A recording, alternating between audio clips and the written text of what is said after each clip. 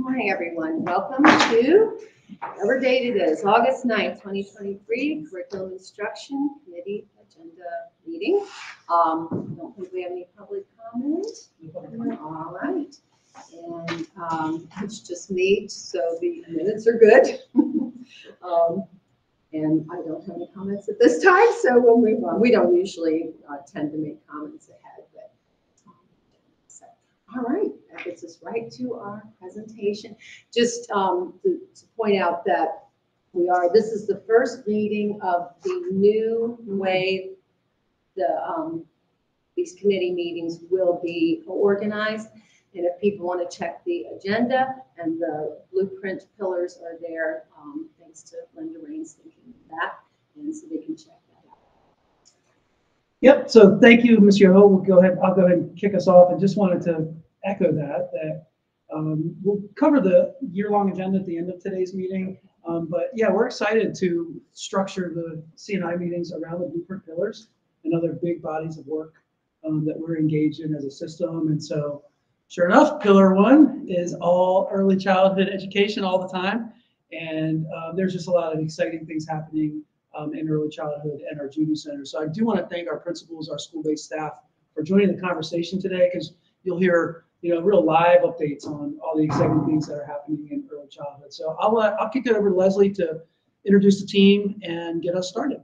Sure. Good morning. I'm Leslie Fry, Supervisor of Early Childhood Education and Judy Centers, and I'm going to go ahead and let the panel introduce themselves. We'll go right down the row here, and then we'll get started with our slides. Good morning. Michelle Vasey, Principal, Thurmont Primary. Good morning. Troy Barnes, Principal at Monocacy Elementary School. Kathy Allen, Coordinator of Early Childhood and the Judy Centers. Good morning. My name is Corinne Toth. I'm the Program Administrator at Monocacy Elementary Judy Center.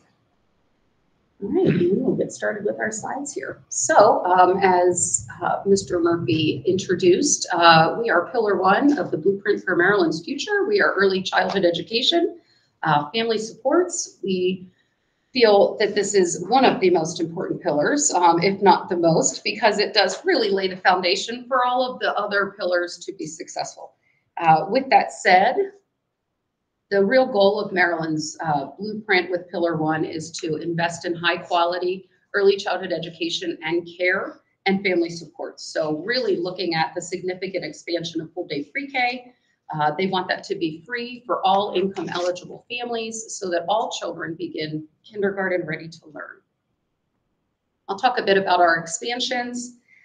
This coming school year, in just a few weeks, we will welcome over 1,300 full-day 4-year-olds to 71 pre-K classrooms. We do have 11 different sites that have 3-year-old programming that are half-day. We have been able to expand those programs so far by really thinking outside of the box in terms of space and where we will be able to house those programs, and really looking at communities that need and have the families that qualify for those seats. Our enrollment to date, there's no number on there because this was developed, over a month and a half ago, but hot off the press this morning, we have right now 1,103 qualified children sitting in our pre-K seats. We have about 234 seats remaining. We know that at some of our schools, we will have a pretty significant rush of enrollments once school starts, in about 2 weeks. So we are kind of holding space for those families that we know that will arrive after the start of the school year. We obviously have to continue finding space through some innovative approaches. This year, we're excited. We'll open a new program at Oakdale High School with a full day pre-K, and then at Middletown High School. All right, one of our largest bodies of work this past year was to develop and implement a centralized enrollment process. This has been a lot of work for our team. We have accomplished a great amount of work. We know that we have improvements to make. We continue, as I said, we will continue to identify income qualifying families as they continue to enroll this year. We look at, through this process, we look at income, residency, and age verification centrally, and then families that qualify, or then those students are pushed out to the school. The registrar at the school then makes that initial contact with the family and says, your child has a seat here, and they'll complete that enrollment process. So we have taken a lift off of our front offices in our schools, and also taken a much more equitable approach to, we have one team screening all of the applications so that we're not kind of dealing with situations where different people at different buildings may be doing things a little bit differently. I would be remiss to not mention the two real powerhouses in this process. Our early childhood secretary, Sandy Truax, has been a monumental asset to our team in getting this process and really answering the phone for thousands of families and kind of walking them through the process and helping them navigate how to access pre-K and what other programs are available for their children if there isn't a pre-K seat that they're qualified for, or just really helping with anything that a family needs when they call in. And then Lauren Perry, our coordinator of early childhood program quality, really set the organizational structure for this process and worked very collaboratively with our special ed program to ensure that we are offering this pretty robust system and a very organized fashion to get families enrolled essentially. We are excited and have right now a position posted for an early childhood registrar that will really kind of take over and manage the enrollments of these families. It will be a year-round position. Our enrollment doesn't just start the first day that enrollment opens. It really is year-round work. We hope that this person can also serve as a liaison to our elementary schools and support our elementary schools by offering enrollment events or ways to encourage families to get in and enroll in the spring before that mad rush may come in the summer. So we're excited about adding that position to our team. Okay, so we talk a lot about program quality. As I mentioned, we have Lauren Perry, who her role is to monitor program quality and continuously work on improvements across our programs. So we go through accreditation and excels. That's one of the requirements of Blueprint to receive pre-K funds. We have to have our programs go through accreditation. Accreditation is a 3-year cycle. It's a pretty intensive process. Year one is a review of the classroom environment and really documenting against these high quality indicators. The MSDE really lays out that what makes a high quality early childhood program. We are providing a lot of that documentation from the school level, the classroom level, according to those indicators. The second year is really an evaluation process. There's a state validator that comes to the classroom and visits and spends time and really checks those indicators and sees that what we say is happening is what is happening. And then the third year is really a continuation of that high quality programming while starting to look at the renewal for the next year. It is an ample amount of work for a school, and I do encourage, if there are questions after our presentation, we have two principals here who have lived this. Dr. Bassey's school went through this past school year, so they really have the lived experience. So they can really respond to what that looks like at the building level.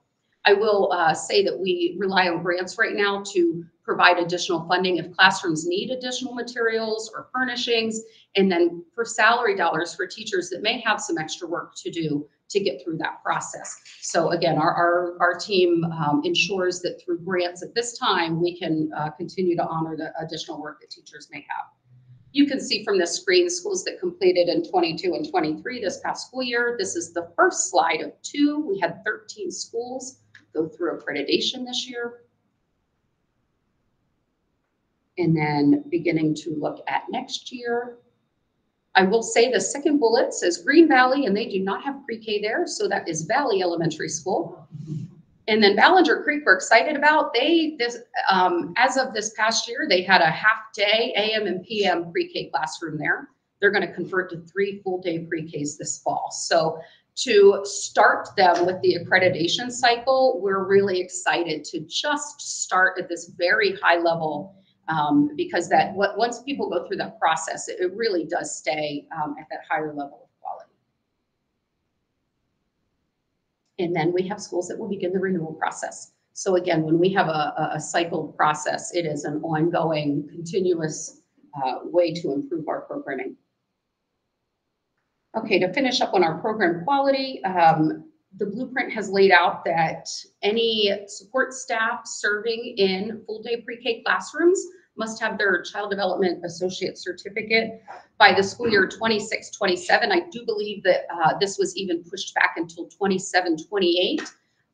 There is a constant monitoring by MSDE about what the impacts mean. And they know that a lot of LEAs will lose staff if this comes too fast and too soon. So they have given some leeway, but we partnered with Frederick Community College this past year, and they built a cohort, a course that walks our staff through getting that Child Development Associate certificate. So we have 14 staff currently going through that program with FCC. They should finish up in the fall. And then, of course, with program quality, we will continue to support our private partners out there in the community. This past year, we had one program, the Learning Bee in Walkersville, that had 20 seats. I am excited to let you know that their kind of sister school, the Frederick Country Day Montessori, has 20 additional seats this year in the pre-K expansion. And then I just learned that there are 8 additional seats in the county with 3 in-home providers. So I literally just got that email last night at 6 p.m. So we are very excited. We invite those staff from those centers to all of our professional learning. We'll support with curriculum every way that we can. We really help them navigate our EL process, our IEP process if they need help with children with special needs. So the collaboration is going well with that, and it is starting to grow. All right, our future focus of work here in early childhood. Again, we'll continue to collaborate with our childcare community. The goal of Blueprint is really to see a mixed delivery system. And that means that families have a choice in what meets their needs best for their young child and their families in terms of a private care center may be best, an in-home provider may be the best fit for their family, or a public school classroom. So we'll continue to really try to realize that mixed delivery system.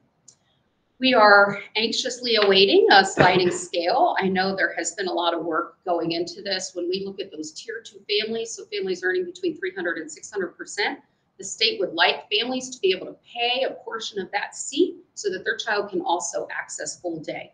So we are waiting to see how that's going to shift out from MSDE, and then very quickly start to plan on what the implementation of that looks like. That ECE registrar will help guide that work. One of our concerns is that we are almost full with our tier 1 families. So even with a sliding scale coming out, we have very few right now remaining seats or spaces for our 2-tier families to look for those opportunities. So again, this is the work that we do that we'll continue to kind of trudge forward doing.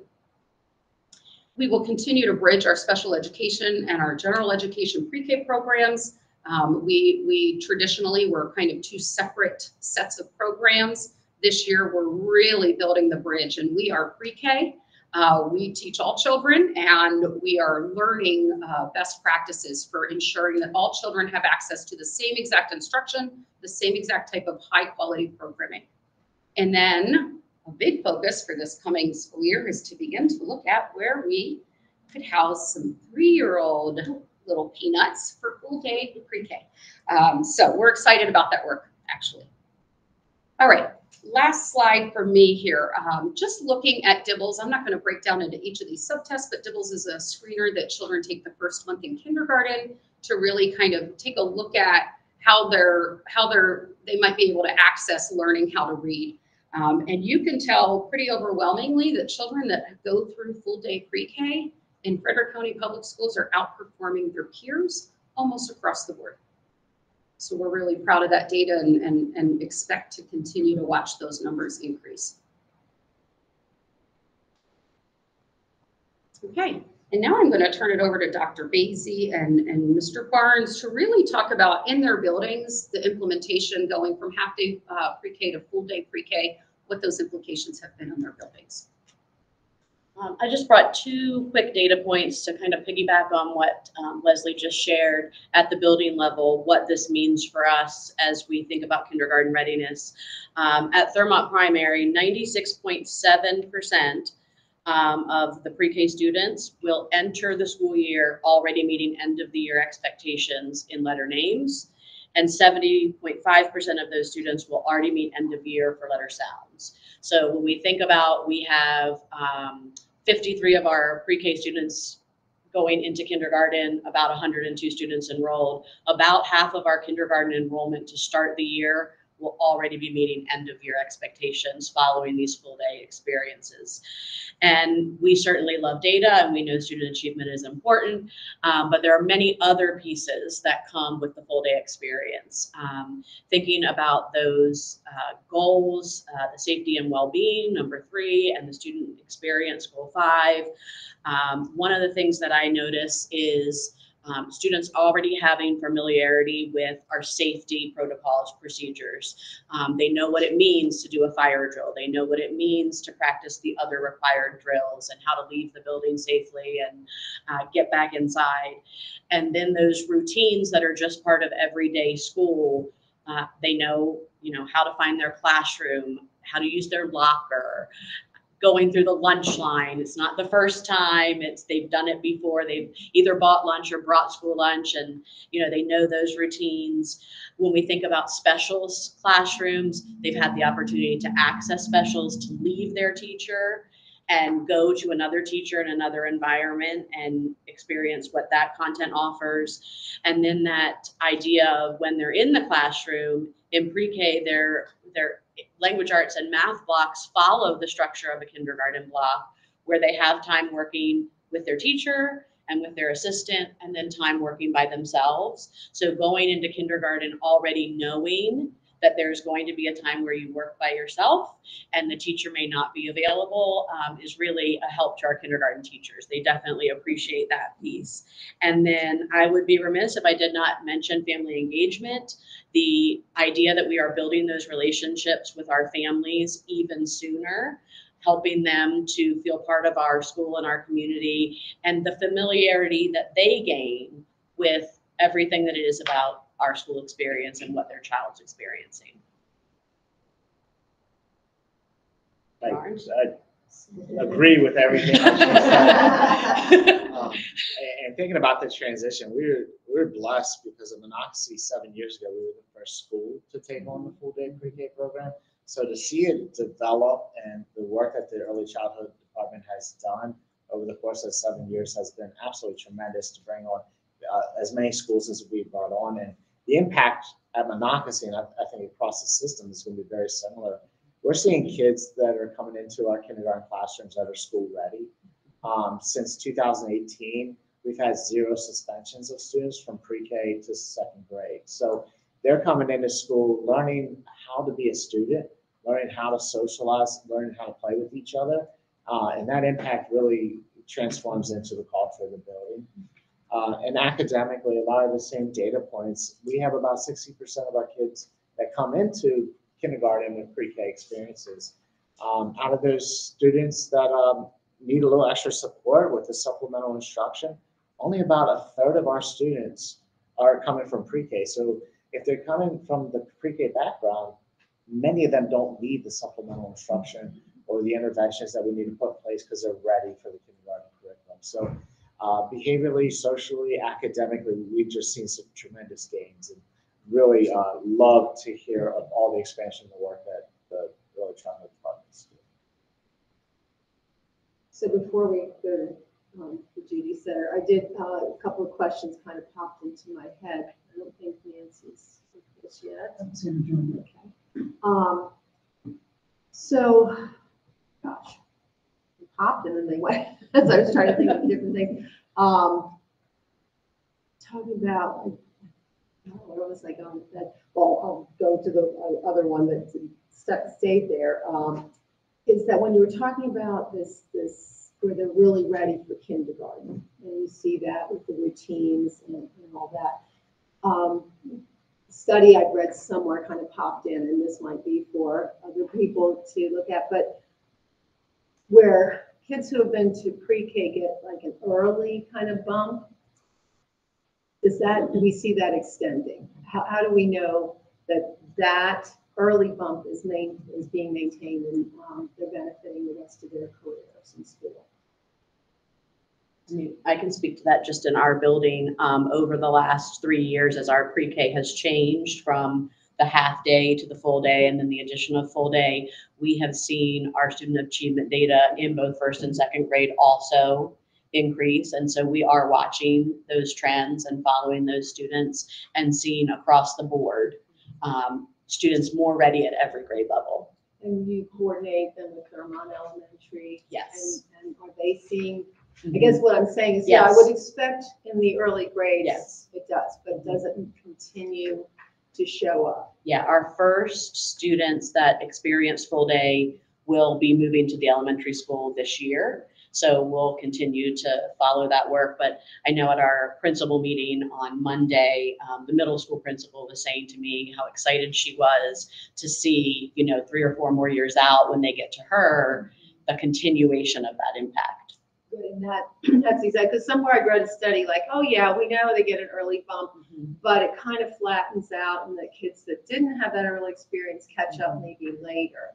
But in full disclosure, my original degree is early childhood, so which I think it's, it's when you go in and you look, and just, I didn't teach right out of college, it was 15 years later, but as a parent, all those things you could, anyway, I'm not telling you, preaching to the choir, but it really is a good degree. And then I got certified in a bunch of other things so that I could teach other things, but I thought it was a fantastic degree in what I learned. And you talked about, you think it's important. And I think anybody with any sense, knows that that's where the money has to go. And that's, I guess, why I asked the question, do we see that maintaining itself so that the implementation of the dollars up front is absolutely worth it? And everybody, I think, pretty much does agree with that. But I thought I'd ask. Can I respond to Yes, 2 little points absolutely. while you mentioned that, kind of what's going through my mind? There was a correlational study done with KRA to MCAP a few years ago. And what they noticed is that KRA is a pretty good indicator of how children perform in kindergarten is the same way they're performing in 3rd grade on those statewide assessments. What we know from data is that our full day pre-K kids perform better in the kindergarten readiness assessments. So that matriculates to them doing better in that 3rd grade assessment. So that's kind of one point, but that is great data for us to really continue to dig into as we have well-established full day programs and can really monitor that data 3 or 4 years later and how they look, and even into 6th grade and why not into high school. At this point, we'll be getting there. And then I'm not sure if the study you're referring to was the Tennessee preschool study. There was a big study that came out in the fall, and they really did look at and say, really the under, I don't know how to say it. The thing that really stuck out to me for that, because they said, yes, there's a bump initially, but then it tends to flatten out. In high quality pre-K programs, that continuation continues to go up. It's where they're looking at programs that aren't necessarily very high quality. They may not have highly qualified staff. Those are the ones that may get an initial bump, and then it tends to flatline, that those peers catch up and often surpass where those kids are, knowing that many of those kids that they looked at in that study are coming out of lower socioeconomic, they have additional barriers. So it was a really interesting study, and it really shook the ECE world this past fall when that came out, because everybody said, well, what are we doing? But when you really read into that and dive deep, it's that the high quality programs. So that is why we put such an emphasis on, we're not just offering a full day of care here. We are really looking at what it takes to get a child ahead of where they would have been without this program, and some lasting impacts as they venture into kindergarten. So thanks for bringing those up. Thank you for that, because I read things and then I should jot down what did I actually read. It just kind of sticks there. But that specific report, I think, was over 60 pages long, and I think what everybody did was read the title. Published everywhere, is the Tennessee preschool study doesn't show good gains, and I think people read maybe the first couple paragraphs and got sad and then moved on. Whereas I was like, this can't be. So when you really dig into that at least for that particular set of information, it did encourage us to continue our high program quality work. So, all right. If it comes back, we have plenty of time afterwards. All right. And since you mentioned dollars, I think you already know this, Ms. Yoho, they do, but for the good of anyone who pays attention to this conversation, the greatest challenge now being space, right? With our expansion of 3-year-olds, our expansion of junior centers, our expansion in general, in the fastest growing district in the state, it's just a perfect storm. It remains our goal to continue to expand, and we just need the dollars in many ways to be able to do it. And so Good news on that, maybe. I mean, I know some of our legislators are very aware, just to, even if they don't know the specifics. So I know Karen Lewis Young has been in contact with Leslie Pellegrino to really learn about school funding. She's got some ideas for some bills, and actually then there's a meeting I'm going to tomorrow with the Joy Schaefer's pulled together, some county folks, some school system people, and on construction specifically. So, and then we have a delegation meeting coming up hopefully in September. We're trying to get 2 meetings, and of course, board leadership had the leadership of the delegation, Delegate Pippy and Senator Holden, come, and specifically because to talk about Brunswick High School and being able, so, you know, kind of gets out there with the funding, but there are a lot of people aware. Dr. Leva is phenomenal, works with Janice Spiegel all the time. So that's when you said Ballinger Creek Elementary, it's maybe like, where are they putting it? They've got a number of programs. Portables. There. Okay, all right, so there you go.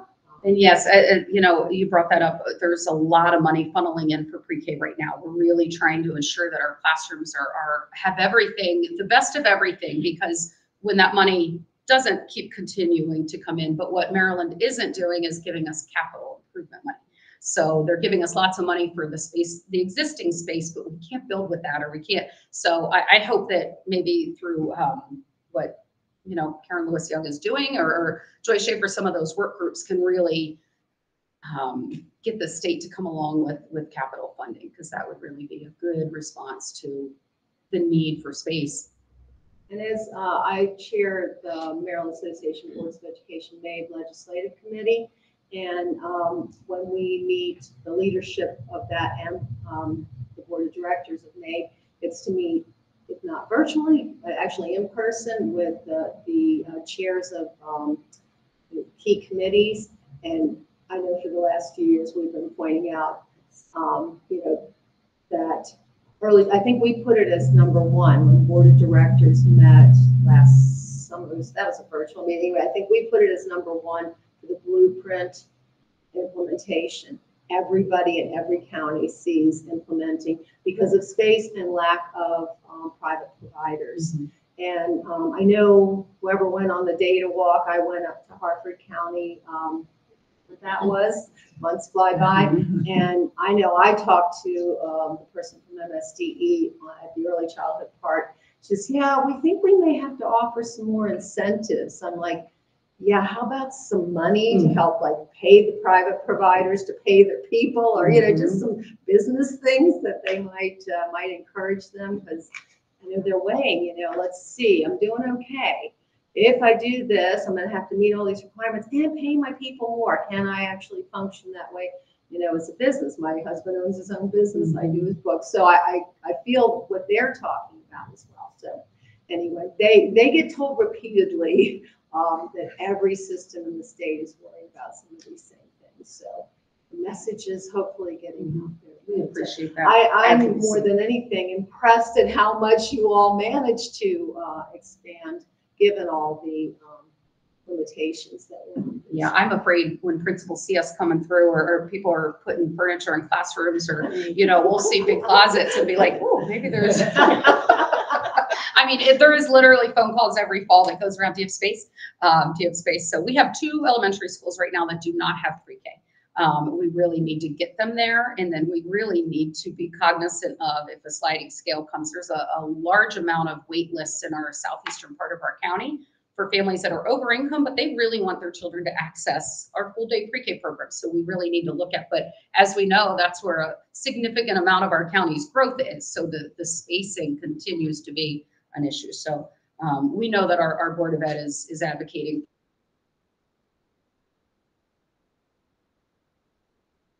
Voices are loud and clear. So, and I always like to point out that those conversations with principals also occur with high school principals, with our innovative pre-K model and operating our pre-K classrooms out of our high schools with high school students alongside. We're really, you know, thrilled with how that program has unfolded and continues to grow. So I wanted to acknowledge the leadership around that. That's how I got my start at Damascus High, being a kindergarten aide, and then went to college. I was kind of unmotivated, like, what else am I gonna do? I like working with kids, I'll do that, so. Yep. Our new pre-K teacher, she's not new, she's been in the system a long time, but she took the role at Oakdale High School as the pre-K teacher. And she said, my daughter went through the child development program at Frederick High. She's a second grade teacher now. And I feel like it's time for me to continue that cycle on and get other children, other kids involved in this. So it's been exciting for us to go into high schools and work with high school kids and work with high school staff. It's really a whole different, we have lived very closely in our early childhood world with our little peanuts. And then, you know, we start to meet and form these relationships with high schoolers. It's exciting work, and didn't know that I would be interested in it, but they've been impressive. So, all right. Well, thanks for that conversation. I'm going to go ahead and move on and turn it over to Kathy Allen, who really coordinates all of the Judy Center work in our office. She really is the driver of this big bus, of this growing bus of Judy Center. So, Kathy, I'll let you go ahead. Thank you. I'm really excited to be able to speak about Judy Center Early Learning Hubs in Frederick County. Just a little note to remind everyone, Judy Center started in Frederick County 22 years ago now. One of the original 13 Judy Centers once the Judith Hoyer grant was started. And since then, we've grown with this great blueprint money. So just a little quick reminder that Judy Center Early Learning Hubs, our goal is high quality, comprehensive 12-month early education services. And it serves children and their families, so a two-generation approach, prenatally through age 5 in those school areas. And it's at no cost to families. When we look at what are Judy Center Learning Hubs, really at the heart of them are our community partnerships in connecting families and children with those services that are in Frederick County. We have strong MOU relationships with quite a few partners and some great friendships out there. Our partners attend monthly steering committee meetings to hear about what's happening in the Judy Centers and help to direct us in ways to meet our goals. And also there's service coordination monthly, where our outreach coordinators meet with other case managers in the county partners and collaborate on how to lift up some of our families who have more intense needs. The Judy Center Early Learning Hubs follow 12 MSCE component standards that include the service coordination, community partners, monitoring on grants, data, and performance measures. It's our end of the year time. So Corinne and I are really thinking about what were those performance measures for this year? Did we accomplish them? And then how many children and families did we actually serve? I'll get to that in just a minute. But one of our performance measures for this coming school year is the number of play groups being offered. Our Judy Centers in Frederick County have always offered at least 2 or more offerings for play groups. This year we'll be offering 3, and they will be based strategically around different age groups. So we'll have an infant group, a toddler, and then a getting ready for pre-K age group, so that we can really make sure that we are using objectives and learning standards from MSCE that provide that basis for the high quality, and then teaching parents, what does that look like for your infant, for your 2-year-old? Our other performance measure this year is the number of professional development. We're expected through our component standards to offer professional development. So we offer that to our pre-K teachers, K teachers when able to, our own staff, and then our community partners. So some of those things have been revolving around trauma. Other times we've collaborated with Child Care Choices to offer and on their yearly programming that they have for child care partners in the county. Performance measure 3 is about case management and the number of families that have reached a goal. So our tier 2 and tier 3 higher needs families that we case manage all are working around goals that we're tracking. Performance measure 4 is Judy Centers with at least 1 year of experience who have demonstrated readiness on the KRA.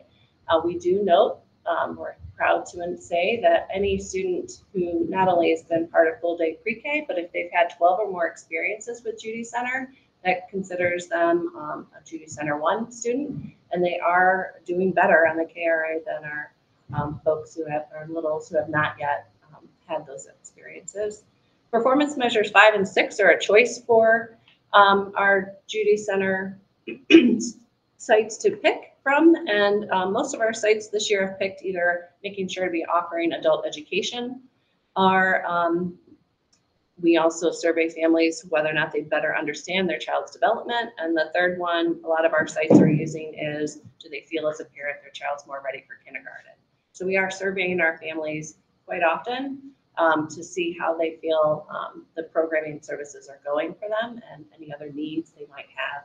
Often as we're developing those relationships, we find that families are then more willing to talk to us about any other needs they have.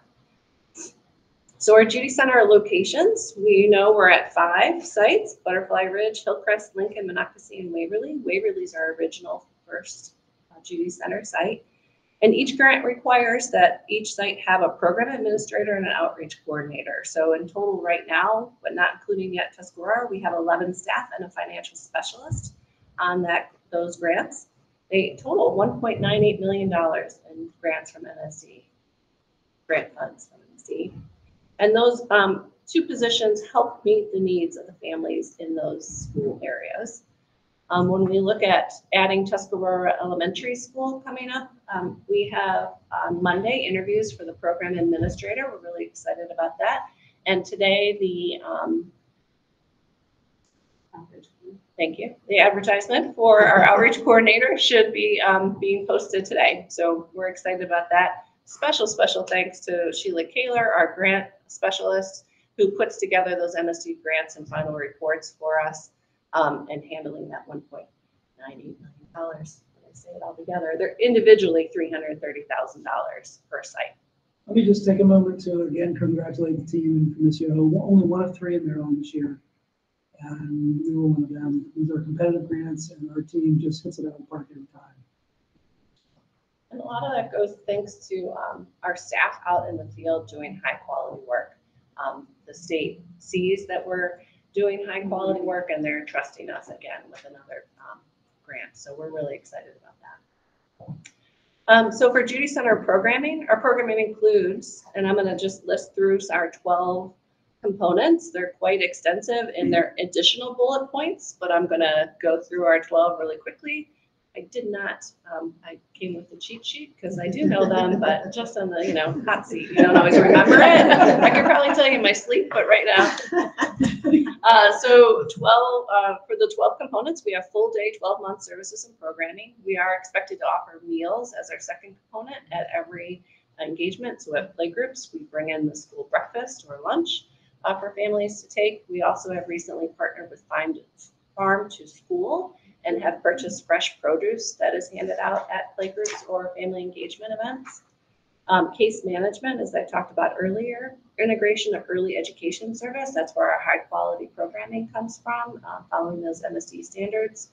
Family engagement is a favorite and a popular one to be able to offer that. So our programming is offered at many times during the day, weekends, evenings, to try and make sure we're including all families. Early identification and outreach. Our outreach coordinators and program administrators are trained on an assessment called the ASQ, the Ages and Stages questionnaire. So if a family is talking about any kind of concern or question they may have, or something we may spot in playgroup and bring up to the family, we're able to do this parent assessment with the family and then refer to infants and toddlers or child find as appropriate. Children with disabilities and early intervention, we're asked to take a look at who are on IFSPs and IEPs in our system.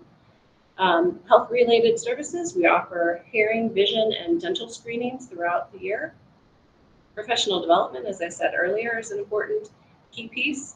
Adult education and career services, again, we're 2-generation, in some cases 3-generation, serving parents and their caregivers. And accreditation, we help support the accreditation process in pre-K or out in our child care providers. And also our partnerships. We cannot do what we do in the Judy Centers without them. So that's just a tiny little piece of what our programming is all about. But across the 5 Judy Centers, we put together some numbers for you. These have, again, with our final end of year reports being due next week, changed a little bit. We can get into that, but across the 5 Judy Centers for this past year, 246 children ages 0 to 3 had 12 or more Judy Center experiences. We're very proud of that. That means that those families committed to being a part of the programming in some way, and that's due in large part to the relationship building that happens with those families. And then 478 pre-cares received additional supports and resources from the Judy Centers. And when I got our final numbers, as I said, we're just coming in hot with those to turn in. It's really up to an updated number combining pre-K and 0 to 3 at 1,291 students received 12 or more experiences from Judy Centers across the 5 this year. We're very excited about that. So I'm doing the math, I'm like, okay, 246 kids, you know, in a big county, that's like, there's only 5 centers, that's a lot of kids per That's a lot of center, kids. And yeah. like I said, it all connects back to that relationship building, that those families are coming back again and again, receiving high quality services, maintaining contact, and providing whatever it is that family needs. And some family needs are very basic. They need food, they need shelter, they need help before we can even talk education. So at its core, Judy Center is all about educating, but through that, again, relationship building, that play group or family engagement or out and about. Corinne will talk more about that. She's out everywhere. And these are just a few pictures from some of our engagement things that have happened at Monocacy. And with that, I'll kick it over to Corinne to share a little bit about the Judy Centers at Monocacy. Our newest one, by the way. Well, I'm very, very grateful for the opportunity to be here and talking to you about the work we do at the Judy Center. Really is my passion, so I'm happy to share with you. Working at the Judy Center, we connect families with the services they need to meet their needs, but also we explain them the importance of early childhood. Parents, you know, the baby is the most precious thing they ever had, but sometimes they get wrapped into life. And they kind of put things that are very important on the side, but we try to help them to focus into the important things, because then the development of the child is going to be the way we all expect. And by the time they go to school, they're going to be successful, and that's our main goal. So they call us the stroller chasers, because as soon as we see a mom with a baby, we go after them and we talk to them about the Judy Center. I'm thinking ambulance chasers, negative stroller chasers, power. We see a baby and we want that baby in our playrooms. We want that mom engaged with other moms, building community. So as soon as we find them, we invite them to come to our play groups. When they come, they usually stay. We try to provide quality programming, but the main goal is just teaching parents how to teach kids at home. We only have them for 1 hour a week. That doesn't cut it. So we tell them, you know, you are your kids' teachers, and you need to learn to do these things with them, because at the end of the day, your kids are going to be successful in school, and you're going to feel accomplished. So we do that.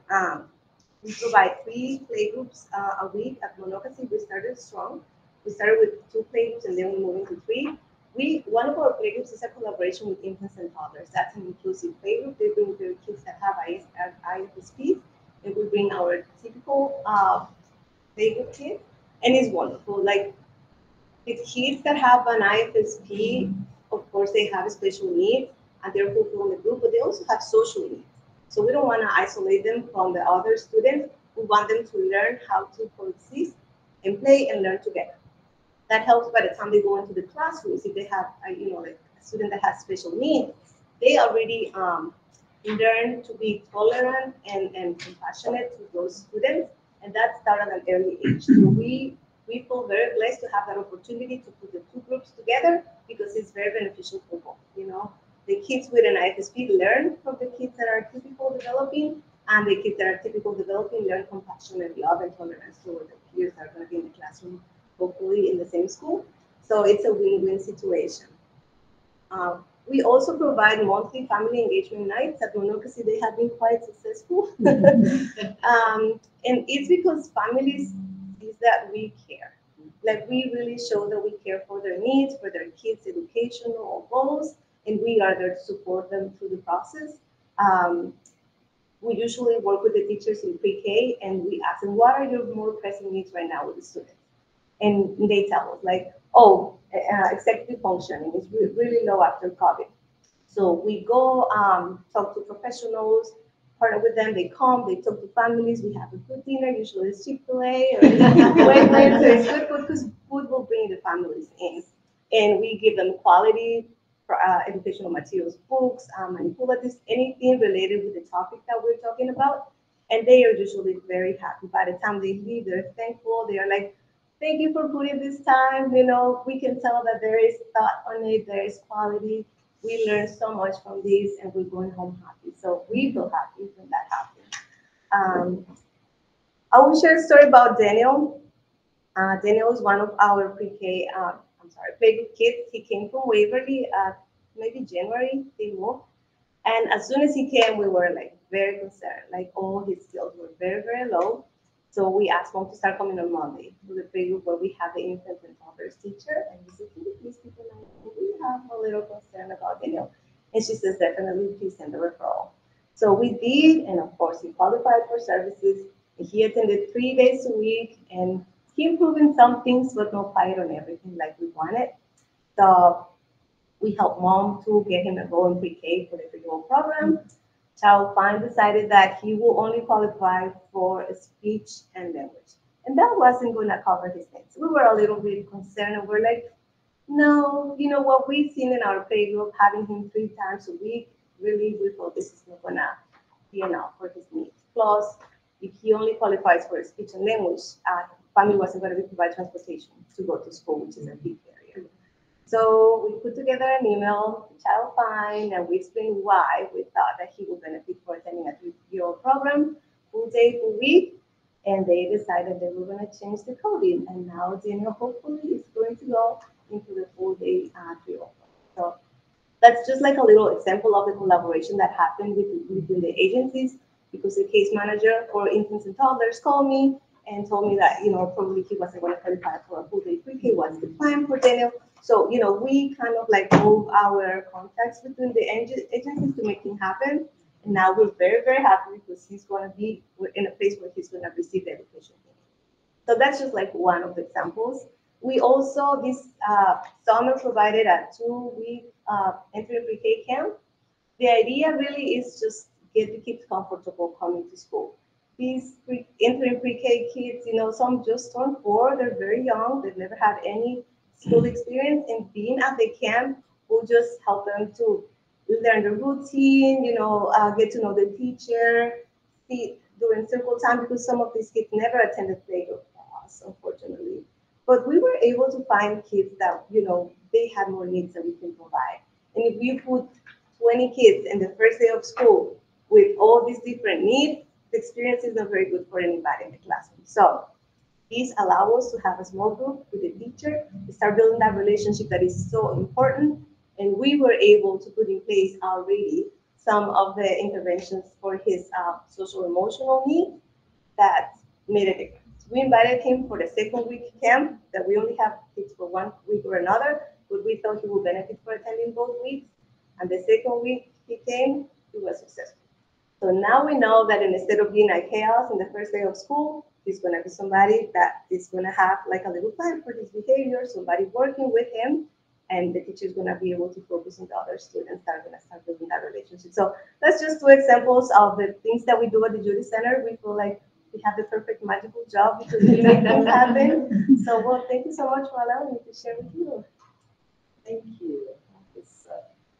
Yeah, in my mind was actually, I was thinking, well, we have all these programs. Because one of the things, you know, being in the classroom for 25 years in your little classroom, elementary, and a lot of times you don't know what's going on out there unless it's affected, you know, you, your child, whatever. But, you know, as a board member, I get to see all these programs. And it's one of the things that has struck me is, wow, how, I know the programs are sort of like, you know, teachers that teach the classes, oh gosh, vocabulary is terrible. You know, in high school, the electives, thank you, it will come. That they kind of have to sell themselves. And so I've gotten to know a lot of people in the nonprofit world through campaigning and just being out there at events.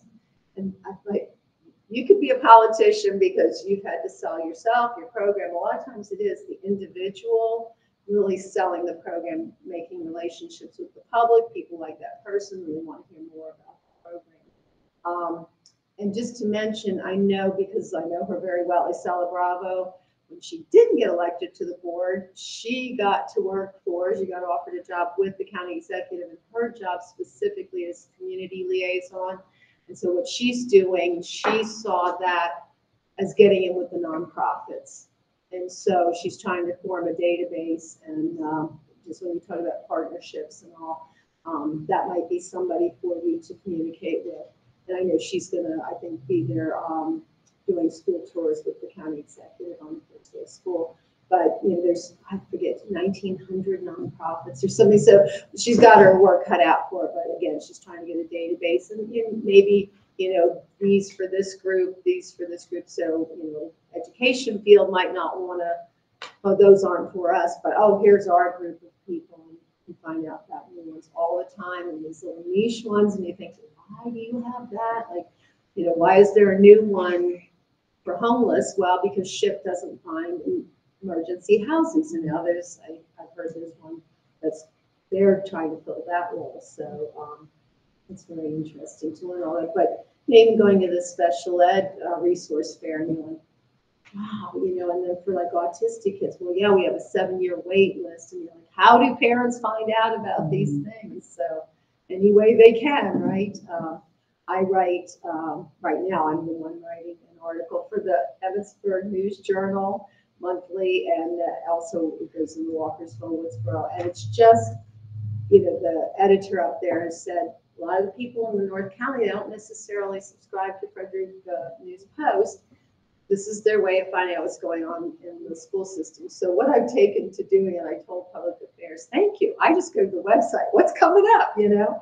And so I did a big one on pushing, unfortunately kind of late, it didn't go until August, but get your child enrolled. And so as I'm on the website, I'm like, holy cow, there's a whole bunch on here on enrolling kids and so many resources and all.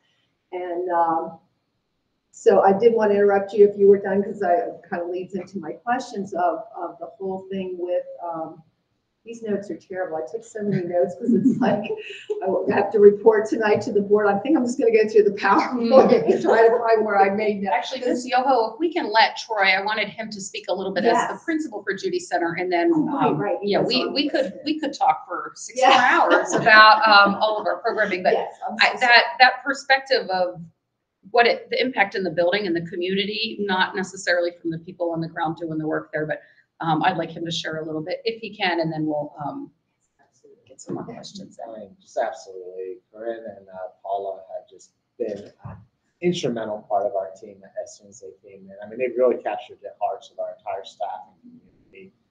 She's part of our school improvement plan team. She's that provides sessions during our ALP with our teachers. She's there for our parent events as a school, as well as the parent events we do as a Judy Center, just trying to chase the strollers and get as many families. But that positive attitude and smile and heart are definitely part of everything that she does with her job, and it's felt with our entire school community. When we have parent events, we have 5th grade teachers that come and help for the events, and PE teachers, and the entire school has just really embraced the Judy Center, and they have done a tremendous job coming in to support our community. The partnerships they formed, the pairs, we start the year, and the events were well attended, people were showing up, but then by the last one, our entire cafeteria was full. And the work that they do just extends beyond anything that's school-based. It's really supporting our community. They'll sit down with families. I had a mom call me and say, I was working with somebody at the school and trying to get internet. I'm like, I'm the principal. I don't know what you're talking about. Reach out to Corinne, and she spends 3 hours sitting with that one person to get them the resources they need. Or working with families in the religious coalition that's right down the street from us, and making sure that they have the supports and connections and avenues. They just reach out and support the entire family so that the kid can grow up in a loving household with the supports and structures they need. So just everything they do has just been tremendous for our entire school.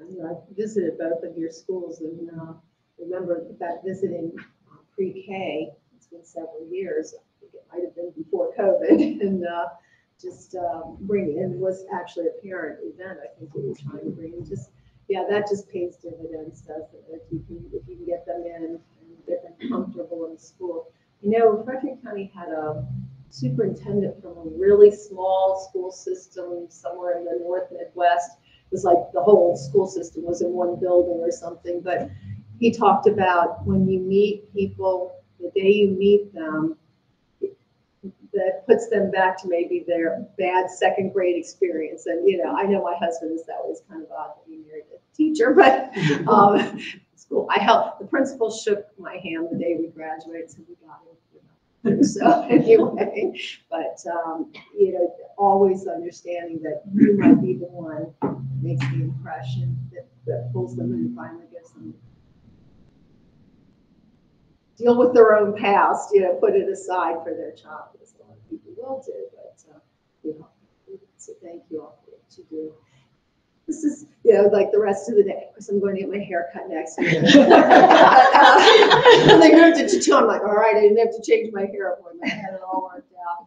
But we got some good presentations tonight, so, yeah, I know that's all good stuff, and that warm welcoming, I just constantly been thinking how people will come and speak with when they're like, oh, we get emails. You just need to teach them. Just get back to the basics. And I'm like, oh yeah. Wouldn't every teacher love to just teach? That's the easy part. But the relationships, the foundation, the filling the gaps. Without that, when you talk about they need to eat, they need to feel comfortable. I think that's what the average person in the public, when they're saying just teach. Gotta get through the other stuff first. So. All right, let me see. I did write some questions that I don't even understand. Okay. Okay. So I think I already have a play. That's the one that I think I'm actually addressing the other ones. I would feel like I would be remiss to the public if I didn't, because you talked about all the academics, all the social emotional. But what part does play in all of these programs? Great question.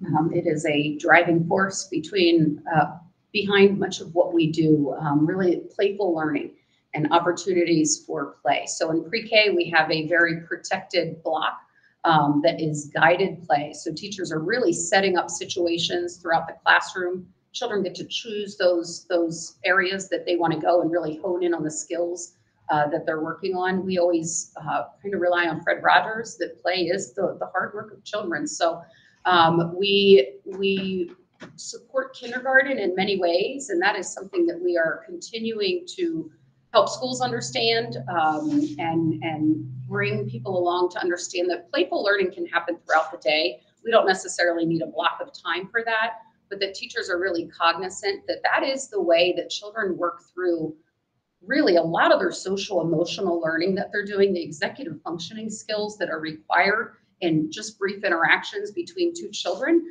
is pretty significant. So we know that academics really kind of, you know, are the big things that we talk about when we talk about education, but we really try as an early childhood team to ensure that these playful opportunities are happening. There's many different forms of play.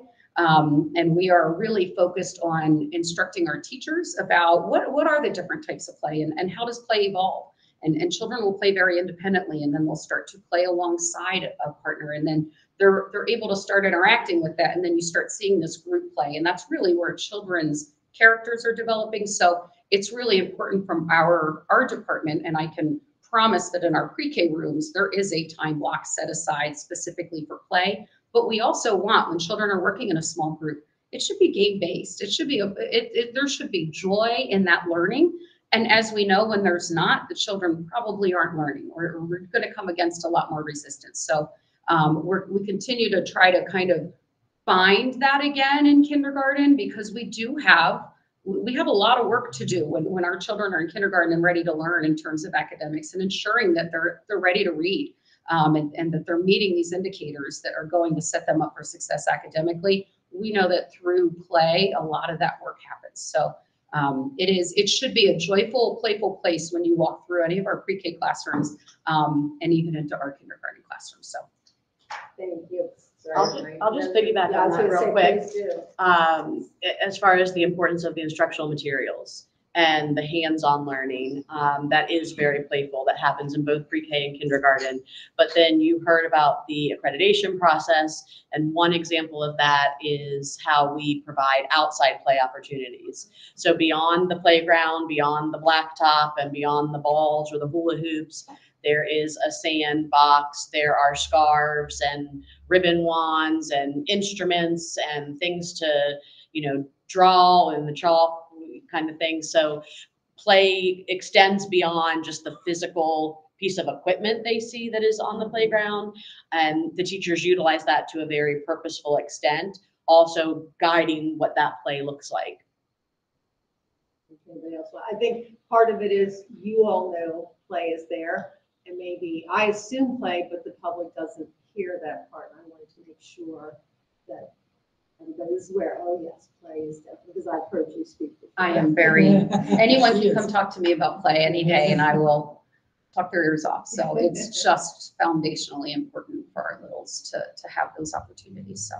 Well, even with the older students, I always said, you all understand probabilities and fair, like, that's not fair because they have more people on their team or they got more, so they understand those, fractions and mathematical things of a game, because you'll hear them say, that's not fair. And they just innately know, without, they probably wouldn't even be able to explain it, but how it ties into actual math or whatever. But let's see. Oh, the Montessori, the two Montessori, I know they have pre-K, which I hear about a lot because they talk about how they don't get paid for that, but do they count in our numbers? Good question. They are not included in the numbers that I reported today.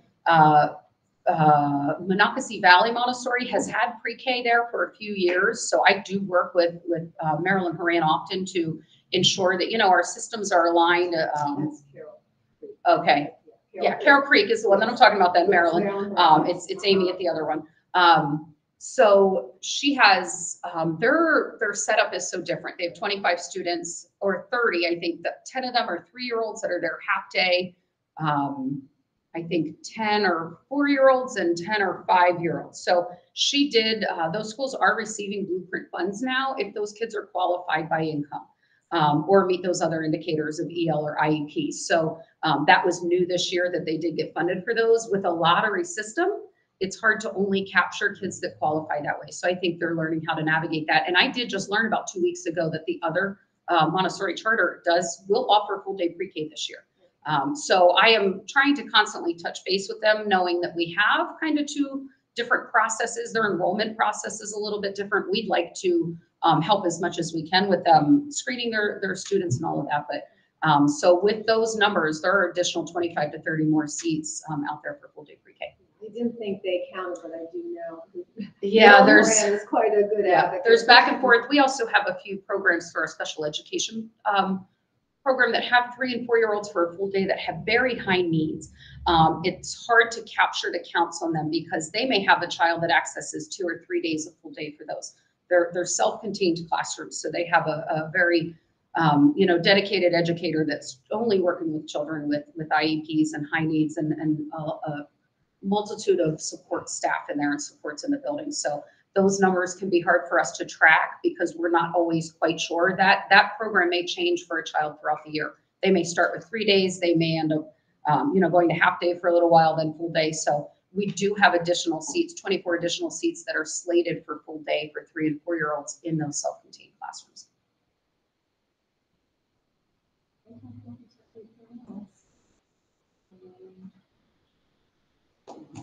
Definitely. I took so many notes for this today but I thought I'll just show them the PowerPoint. I do tell them to look at it, but I know they've got their own things sometimes. But actually quite good. Yeah, this has been really, really great. I have one additional question for Mr. Barnes. Nothing to do with specific today, but I've been wondering now, and this is actually with your wife, now that she's not at Carroll Manor, what has happened to the mobile lab? At Valley, yeah, it's now, it's being used centrally. So the mobile lab goes out. You can sign up to use it. So I know Waverly is using quite a bit, Butterfly Ridge, and she's actually using that Whittier to go in and do some of the literacy stuff that she was doing at Valley. So across the county now, you can sign up, and all principals, all schools have access to it. Great, So it's thank still you. being And it used. dawned on me because I know Lois Jarman, when she was on the board, we had both gone out to,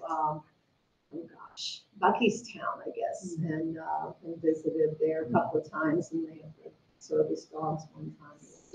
Just such a great thing, and I'm like, what would ever happen to that?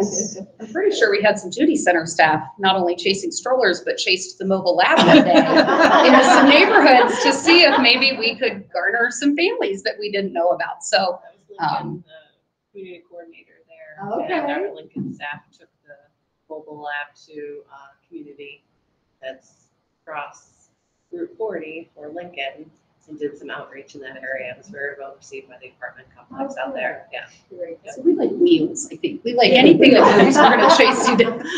I can't remember, could a regular driver's license can still drive that, right? Because it's not like a bus. That's, oh, that would present a challenge. But yeah, no, it's just, there's so many things, so many spokes of the wheel, but it's good to really hear how you coordinate and build up. Very good. Oh, yeah. All feel good stuff. Good way to start. I think that's all my questions, and unfortunately, didn't have any other board members, so I know they can contact you directly. Thanks for letting us share. Does Mr. J still have his twisty thing up there? I think he's requested a new one. He said someone took his, which isn't very pre-K-esque. So we're gonna. More to be able to help them out. Yeah. It was there for a long time. Right. We'll make sure that those fidgets are great. It's just the same thing with play. I find myself with those fidgets all the time while I'm working through stuff. And, I always say to adults, how do you relax and let steam off as you go play, So lots of correlations between our littles and our behaviors as well-aged adults, so. All right, well, thank you once again to the team, to Dr. Basie, Mr. Barnes, and Ms. Toth. We'll make sure I said that right, for being here with the real lived experience today, and to our team. This kind of is a good news story. I think we heard things like perfect and magical. Captured the hearts, I heard, and chased the strollers. Or Yes, so thank you again for this presentation, and I think it's pillar one for a reason. When we think about everything that you all just talked about. So just to queue up the next meeting, and also for the year, as we talked about at the beginning of the meeting, we have organized the year by the pillar, as I said earlier, and so next up will be pillar 2, if we go in order, which is high quality, diverse teachers and leaders and the career ladder. So as a result, our team from Equity and Organizational Development will be here to talk about a lot of that work, particularly around teacher induction and advancement. After that, as we get into the fall, we're going to be in pillar 3. And there's a lot there, from the pathways to well-rounded curriculum, to the curriculum, high quality instructional materials that we're adopting. All of that lives in pillar 3. And so that's going to take us through a series of meetings in the middle of the year. And then by the springtime, we'll be moving out of pillar 3 into pillar 4 to close out the year. So that's how we're organized at this point. But as you know, as things come up, we can be nimble and flexible and add or modify as we go. But that is the plan. Thank you so much, and I think that, yep, that's it. In the middle of my notes, the agenda topic she covered, and that is it. Right, and the meeting is concluded. Thank you. Thank you. Thank you.